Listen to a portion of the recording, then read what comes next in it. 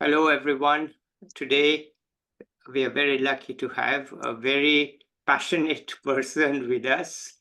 She is a professor and now she's running a foundation devoted to improving the welfare of children. We are lucky to have with us today Vagavi Prakash. Let's listen to her. Over to you.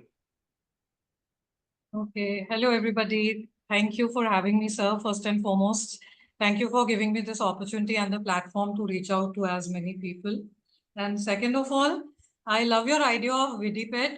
It's a very unique combination of open ed and along with video photography. So I found this concept very innovative.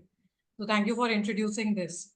Now, as far as I am concerned, I am Vagavi. I'm 36 years old, recently turned 36, and I belong to New Delhi, India. As far as my background is concerned, for academics, I did my graduation from Xavier's College, Mumbai, and then I did my post-graduation from Banaras Hindu University. Both were economic honors program. Along with my MA, co-terminus with my MA, I got the fellowship, NET-JRF Junior Research Fellowship that is offered by UGC. And that time, along with my MA, I got that. So thereafter, I moved on to pursuing my M.Phil. And M.Phil I was pursuing in my international economics was the domain that I was focusing on while I was doing my M.Phil. So this is my brief academic journey. And then as far as schooling was concerned, I have had the opportunity to be schooled from all over India because my father is a bureaucrat, so he used to get transferred a lot. So by virtue of that, I had the opportunity of being a part of very many schools, even abroad as well. And then as far as my professional journey is concerned, I actually, when I was in my final year of my post-graduation, that time I had got 3 opportunities in 3 different diverse fields. One was a banking job. I had cleared the banking exam. Second was this teaching profile that I had the NET-JRF, so I could go into academics and teaching. And the third was I wrote the CDS exams, that is Central Defense Services, under that OTA, Officers Training Academy. That was for ladies particularly, so I had cleared that exam as well. So I had 3 options, but then I was more passionate about teaching and going into academics. So I chose this option. And my first teaching assignment was alongside when I was just doing my M.Phil. I got the opportunity to go and work in a very premier academy, National Defense Academy, Khadakwasla Pune. So that was my first opportunity. And that was a very different environment because it's an army setup. And there we used to have classes at 5 in the morning. And that schedule was something which I had never encountered in my student journey ever. So it was challenging, but at the same time, it was rewarding and I got to learn a lot. And there was a lot of discipline, and there I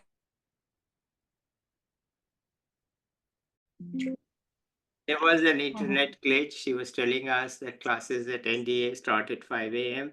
No surprise, it's the army. What else do you expect? But anyway, go ahead, tell us more about life at NDA. Yeah, so the army environment was very different. It was challenging, but at the same time, I got to learn a lot. Even I taught a discipline of defense economics, which was a new area for me to learn as well as to teach. And overall, the campus and all, it was a wonderful experience for me.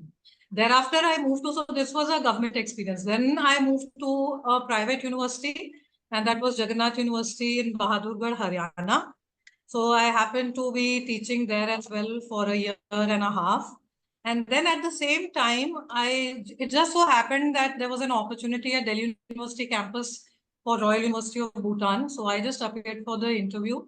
And by God's grace, I got through that opportunity. So from 2016 onwards, I shifted to Bhutan. And more particularly, the college was Gedu College of Business Studies. So there I was dealing with modules on micro and macroeconomics. So for 7 long years, I was in Bhutan, and Bhutan was very fascinating to me. I wanted to be there because as a student, when I was studying economics, we had studied the concept of GNH, gross national happiness. So I was very curious to learn about that. When I got the opportunity for Bhutan, I was like, let's go and see at the grassroots level what exactly it is. And so that is my professional journey. So now I have resigned from Bhutan, and Now I'm working towards my mission and calling. Now, this has been my childhood dream to start an orphanage and a school, but I was not very clear how to go about it. So I was just pursuing the standard path of working and this. But now somehow the voice inside me was so strong. And then I felt it's high time I start working on my mission and calling. So I've resigned from here and now I've started a foundation known as Rustum Foundation. And this foundation basically works for the underprivileged and marginalized children. And in the long run, maybe over a period of 5 to 7 years, we want to start a school and an orphanage. This has just begun. It's a very nascent organization at the moment, just 1 year old. So this is my journey, sir, so far. Did your light fail? Oh. The power in her home has come back and she's back on the show. She was telling us about the Rustum Foundation and it's 1 year old and its purpose. And she was saying that's about her journey. But let's see if you want to continue from there.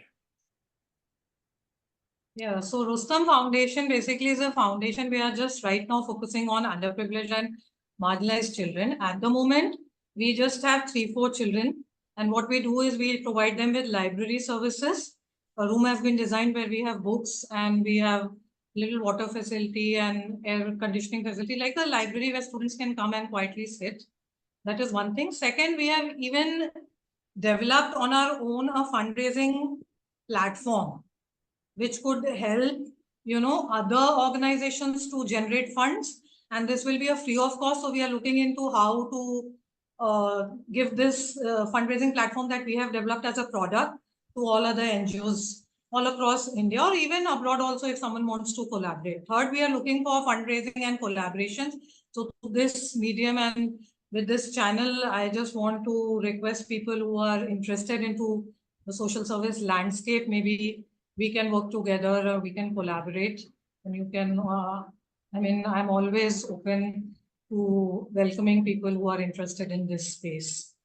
So this is all about the Rustum Foundation at the moment. And this is my calling, so I want to work on this now hereafter. And this journey is quite interesting at the moment. Okay, wonderful. But tell us a little bit about Bhutan. You went there and you wanted to know gross national happiness and in general about Bhutan, what you experienced, what was life like, because most of us haven't been there. So please tell us. Yeah. So Bhutan was a very mysterious country for me as well. Before I had visited, once I got the opportunity, I went there. So first thing is, and which is a striking thing, it is very green, clean, and peaceful country. So that is one thing, especially if you move from India, you will find this difference. And it shares borders with India from West Bengal. So there's Jagaon, from Jagaon gate, if you enter, and Phunchling is the side of Bhutan side, and Jagaon is on the West Bengal side. So mostly tourists enter from that part of Bhutan. So that was one for me. It was very green, clean, and peaceful. Second, it has a lot of cultural ethos. I mean, people are very culturally grounded. They value their culture, and that culture is based on Buddhism. So I got to learn actually a lot of Buddhist practices and rituals that used to happen. And as far as the professional climate is concerned, where I was working, so people are very cordial, very polite. Students, especially, students are very, very sweet and they are very docile. They're not that they're not go-getters and determined like Indian students that I was dealing with, perhaps because of the cultural influence. So they are very mannered and cultured and polite, and they don't speak much in the class, and they're very soft when they speak in the class.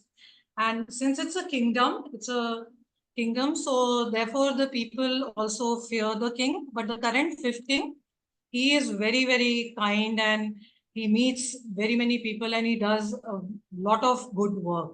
And I also, by working in the college, I had the opportunity to have an audience with the fifth king 3 times, and even the prime minister and other dignitaries, those who used to visit the college. So overall, my experience in Bhutan was wonderful. It's a wonderful place. As a tourist, you should definitely visit. And if you get an opportunity to work, why not? But one thing that is a little, which I found it was not that good was that people are little lazy and laid back. Okay. That was the thing that I found it was that can. All right. So let's talk about your mission in life. When do you think this mission came to you? I don't remember exactly when it came to me, but since childhood, I'm very compassionate and kind. So I remember during my growing up years, I used to distribute my dolls and all other things, and my mother used to scold me, "What are you doing? These things are for you and for your siblings, and what are you doing?" So I had this soft spot for the people, and whenever I used to see poor kids on the road or something, I just felt very painful deep in my heart. So that was during my childhood. But then as I keep on growing up, then I realized, no, I need to do something for the children who are marginalized and who do not have access or the privilege to such resources, which I had, thankfully. So this is just a medium. If I can be a facilitator, I can help. So there's no fixed timeline, but yeah, I had this in me. So now that you are fully into it, you're sacrificing your salary, which must have been quite significant in Bhutan. And I know you were also gone to Kohima for some other work. So they must be paying you well, but now you've sacrificed it. Is it worth it? Yeah, it's truly rewarding.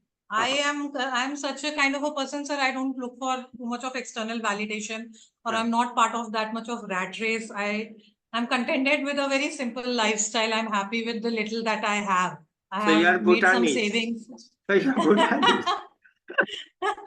I don't know, maybe actually it's more to do with I'm little spiritual also. Okay, please tell us. Because of that direction, I am little less materialistic. Okay, fine. Despite being coming from a background of economics. So that is a kind of a conflict.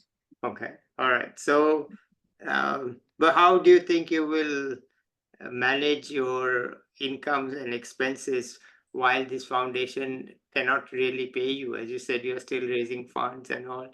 So there is right now, sir. Yes, please go ahead. So that's a question that anybody would ask, that how are you managing to live at this time? That's a big question, sir. And this was the biggest fear that I had when I was making this transition, that you have to leave your comfort zone, you have to leave your salary behind, and then you have to move to a space where things are uncertain, and it will be uncertain for quite some time. But despite that, sir, I don't know, I have this very strong, I'm determined and passionate. Right now, I have a saving. I have some savings, so I am okay. I'm covered as of now. And I'm investing my money also a little bit so that I get some returns from my investments in a good way. But the major part is that ultimately the organization has to have people who can contribute and who can support us in a big way. Then only this foundation can flourish and sustain in the long run. And I think everything begins at a very small scale. So right now, we are moving slowly, but surely we will work our way towards. And we are working on fundraising as of now. And we're hopeful we will get, or otherwise we'll take some loans. We have things in the pipeline. But as of now, I'm quite hopeful and determined that somehow things will work out. You said us. Who's us? So us is the team that we have. The foundation is built. We are just three siblings. We have actually started this foundation. So I have an elder sister. She's based in US only, and she's completing her PhD. So she'll be coming back to India. She's on study leave. And then I am the middle child, and my younger brother is an engineer. So we three are the us. We are the team who have come up with this. And NGO, do you have to work in this space. Do you have, you said you want to work with children, and you also mentioned orphanage. Now, orphanage is quite different from educating kids. So, but do you have both aims, or do you have a focus? How will you handle it? So the original aim is to start an orphanage and a school. These two separate entities will be there. Yes. But right now, when we are beginning, we are more focused on education as of now, and especially children who are in the nearby vicinity, the neighborhood, who can come and whom we can provide teaching. And later on, we will take care of children who do not have any parents, who are orphan, or Okay. who need some provision to stay. So we Okay. will look into that, but a little later. As of now, more on education, imparting education and providing and developing character and developing the right values. So, it's It's not perhaps just the training of the mind, it's training of the heart as well.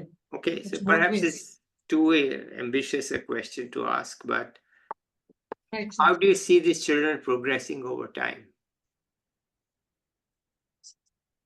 Yeah, this is a question that even I also reflect upon. How will they progress? But at least to begin with, they will have something to begin with. So they will come at par with, if they don't have anything, they cannot be anywhere. So Yes. to begin with, if they have the basic education, the basic foundation and a good character, so I'm very sure then gradually maybe they can go into the streamline. I mean, there are schools, government schools, they can join those schools and move ahead in life, or government colleges are there. They can move into the mainstream. But that is a little far-fetched question. But at the moment, they need at least the foundation. Okay. They need the access to the resources to compete, at least get into the system. So how old are these 3 or 4 children that you are working with? So the 3-4 children that we are dealing as of now, they are they're just in the age group of 7 to 9 years old. Okay. All right. So they are just very small children. Yeah. And they are just the children of the 3 of them are the children in the nearby area. Yeah. One girl, I just met her while I was on my morning walk, and her mother and she were begging, and then I just happened to ask, isn't she going to some school? Or so then her mother was like, no, she's not going. Then I told her, then please send us to her and we will take care and we'll teach her something. Okay. So right now we are teaching her, and maybe we'll try to put her into some school if that is possible. But we are providing her with education as of now, the basics. So how far below the norm are these children? Can they read, write? What is their status? Yeah, this girl that I'm talking about, her name is Khushi. So Khushi never had any kind of education. So Okay, we went with her with the very basic literacy, numeral, the basics, counting, the basic alphabets, and the basics of the Hindi language, ka, kha, ga. So she is this thing at the very basic level. The other 2 kids, they are relatively, they received some kind of formal education. They were in the schools, but then they dropped out because of poverty and because of the family not supporting them. Yeah. So they have some basic foundation. Yeah. So they are not that. So this is the. So I'm asking because the thing is that we keep saying that, I'm an economist, our GDP is growing like this, our GDP is growing like that. And that's all true, but we are hollow at the local level. Absolutely correct, sir. We are just hollow. I completely agree This with is you. all, you can't say that these kids, if you leave them alone, they will be prosperous 25 years from now in 2047. They will not be prosperous, and their children will not be prosperous. So absolutely, we can shout from, I won't be around, but others will be at the top of their voice in 2047. Hey, we are a great country, except that our kids are poor and undereducated and probably not even in good health. Because if these kids are not taught and they get married, then their kids will be like them. So I'm so glad that you are doing something about it, and it's very much needed. And the honest thing is, in one of my books I'd written that the governments are stretched to their limit, and there's no way to say, oh, they should improve the schools. We've been saying it for 50 years. And now we see this situation, which you are telling me is the ground reality, that children are being many children are being, not all, of course, those who have good incomes, parents have good incomes, it's fine. They're being completely neglected. Nobody cares about them. They have no teachers, there's nobody. So I'm glad that you are taking this effort forward, and I hope you can make it work, because without it, Thank you. really, we will have what you can call as an underclass of uneducated, True. unhealthy people who can be the bottom Absolutely. 30% or so, and then we can proudly say, look, the well-off are really well-off and the poor are really poor. But that doesn't make sense. Anyway, let me not talk too much, because I also feel about this, so I'm talking. Let's hear from you. Mhm. That, you know, how do you plan to go about increasing your resources and make this grow? Or maybe you don't have a plan now. That's okay. But I'm really glad that you got into this. And I want to ask you a question that I ask everybody. Do you have any tips for young people? Mhm.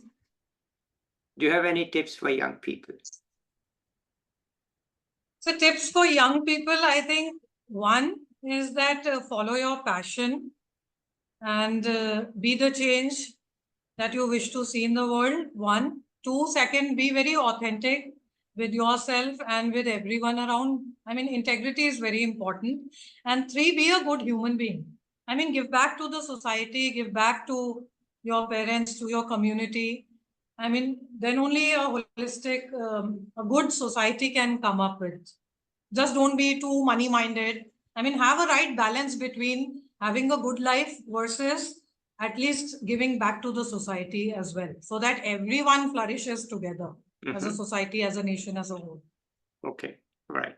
And anything else you want to add here? Anything just to add to the point that you were sharing, sir, that things are not translated at the grassroots level. I had two experiences at the grassroots level. I just want to share very quickly. Yeah. One, recently when I was in Tawang, it's in Arunachal Pradesh. It's a very far northeast area which is unexplored. And when I went and worked at the grassroots level, I found that small kids are being beaten up by their parents as a tool to discipline them. Now, which was very disturbing for me. I mean, there are other ways you can discipline children. Beating is not the right way. And after a certain point, then that tool also becomes ineffective. And it's not, and scientifically it's proven it's not good to beat children. So that was one thing that disturbed me. Second, when I was in Bodh Gaya, sir, Bodh Gaya in Bihar, Sure. and there also I happened to work with two NGOs. And I visited schools that were 30, 40 kilometers away from the main city, and they were in the interior part of Bodh Gaya. So there I saw the children did not have the resources at all. The teachers who were coming, they were coming and staying there for a week to teach. And the children did not have, there was no blackboard. It was just a muddy shanty kind of a place, just namesake education. And the government schools, no education was being provided. Yeah. In the government schools. But that's Bihar. So the children had no option whatsoever. This is Bihar. This is the situation in Bihar. This is the true reality. Yeah, exactly. Yeah, and so, yet sir, I was not very much aware. Let me just Yes, sir, add please. a comment as an economist, and yet we have now in the new budget of the union government that they're Budget. going to develop Bihar by building airports and building some high-speed roads and such things. And I said, what are you talking about? There are these poor kids in Bihar who don't even go to school. And Exactly. you're going to build an airport to develop Bihar. If those kids are like, anyway, let me not talk. Okay, tell us more. So that was one thing. And second, even I saw some girls, they come to, there were NGOs who were working for the empowerment of girls. So they bring the girls to the school. But as soon as the girls reach class 10th or 11th, their parents will withdraw back the girls, and then they're like, no need for education. We just want to marry them off. Right. What is the purpose of education? Yeah. That was the one, another thing. And third thing was, these children, when they come to the school, they do not even have toilet training. They don't know what a toilet is, how to use the toilets also. Yeah. So these are the ground realities. That's Bihar for you. Okay. That's the, okay. All right. Anything else you want to tell us? Want to share? So I can show the website of my foundation very quickly if I can. Yeah, please. Share the screen. Okay, hang on. Can I do that, sir, please? Let me just put you on pause so that I can get you going.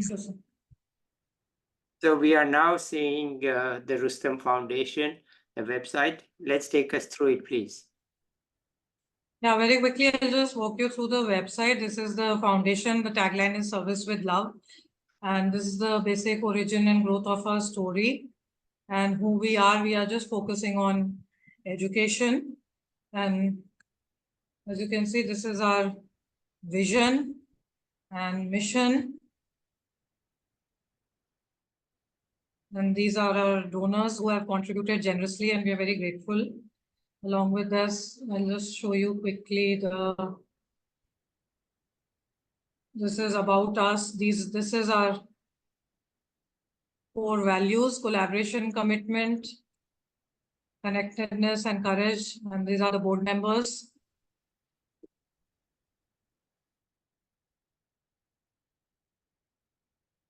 The timeline. I like recently we have just launched this crowdfunding platform. Yeah. Okay. And this one, sir, this image. I like your Thank brother's you.